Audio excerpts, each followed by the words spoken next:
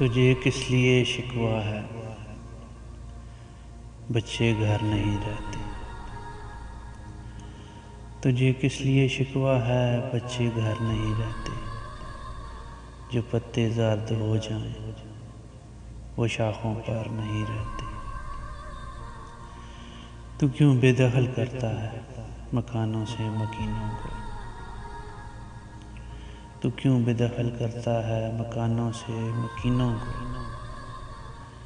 वो दहशतगर्द बन जाते हैं जिनके घर नहीं रहते।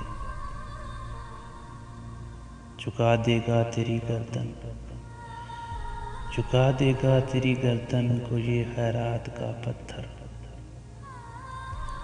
जहाँ में मांगने वालों के ऊंचे सर नहीं रहते। यकीनन ये रियाया बादशाह को कत्ल कर देगी। यकीनन ये रियाया बादशाह को कत्ल कर देगी। मुसलसल जबर से मोहसिन दिलों में डर नहीं रहते। तुझे किस लिए शिकवा है कि बच्चे घर नहीं रहते।